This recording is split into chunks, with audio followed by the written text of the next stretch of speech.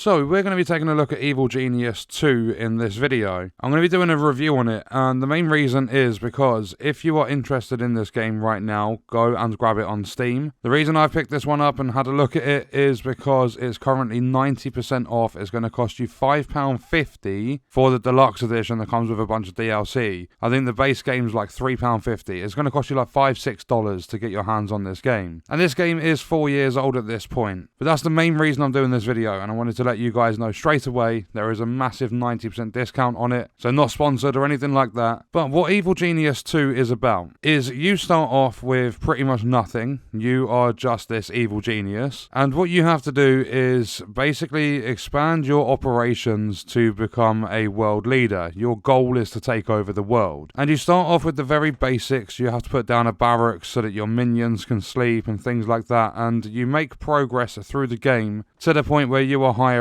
henchmen, you are doing schemes on the world stage, so they are going to bring in extra money, you are building the science labs, you're getting training rooms for different kinds of minions, and the game has quite a lot of variety when it comes to things like that. You're going to start off with a vault to keep your gold safe that just has these like crates, and then eventually as you make progress in the game, you're going to go through research and you will eventually get like safe racks, and they will stack up against the wall, they will hold double the amount of gold, so you can basically make your balance become bigger and bigger, and you get loads of different upgrades for the different rooms. Another example would be that you have to build like a power room, so you need to put a bunch of generators in, and also for when minions die, you don't want to scare everyone, so you need to put in an incinerator so that you can burn the bodies. And through research, again, you can go from basic generators to upgraded ones that will provide double the output of power, because quite often I found myself running out of power. But you get a load of different upgrades and stuff in this game. You've got the world stage where you can try and lower the heat, because when the heat builds up in a region, you will be locked out of starting schemes until that's kind of reset. So you can lower the heat, you can bring in money,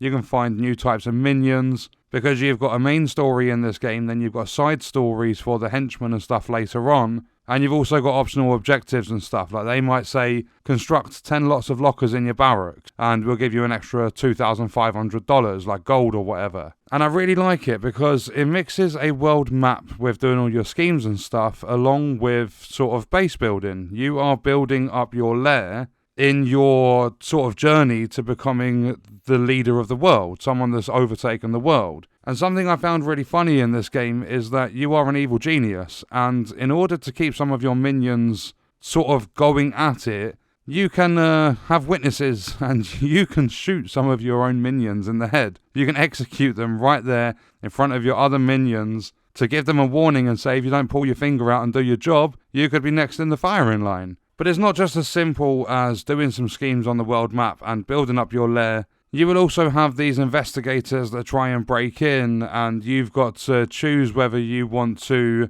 try and distract them and just get them away. You can capture them, then interrogate them and find out some of their secrets, or you can just straight up eliminate them. So one of the sort of archetypes of minions you can eventually train are guards, because they're going to have their own little spots. You're going to have a camera room with cameras set up in your lair. There is a lot to this game, and it's very, very enjoyable. This one took up quite a lot of my time. It's one of those ones that you load up, you think, oh, I'll play for an hour, and like 2, 3, 4 hours pass, and you don't even realise at the time because it's just so enjoyable. And it does have mixed reviews on Steam. I've not bothered looking at the reviews. The recent ones are quite positive. Overall, it's got mixed. I think it's like 68% on Steam or something like that. And I don't understand the complaints. I've not looked into anything like that. But from my personal opinion, this is a really, really enjoyable game. Not only did I have a lot of fun with building up my lair, with the execution of my own minions, with capturing different investigators and stuff to get hold of their secrets, and even with the domination of the world map. This isn't a game you're going to start and be done with in a couple of hours. You can easily get hours and hours and hours worth of gameplay out of this one. You've got like sandbox mode, you've got quick mode where you just jump in with the evil genius Maximilian and you start from nothing. You've got a full-blown tutorial to teach you about all the different buildings, like all the different rooms you can build up in your lair. And not only that, you don't have freedom in where you can sort of place the buildings. Like you do in terms of where you can actually put them, but you are limited to the space you have for your lair. you are going to have certain bits of dirt that you cannot get rid of, and it's not just a straight up square. You're going to have different shapes and stuff to the layers you are building. So this is a game that you would play if you want to chill, if you want to become a villain and try and take over the entire world. You've got the base or the layer building, you've got the world stage. This one I have had a lot of fun with. And as I said, it's currently 90% off on Steam. So in terms of the question, is it worth buying? I'm going to say yes at a discount. Not necessarily 90%,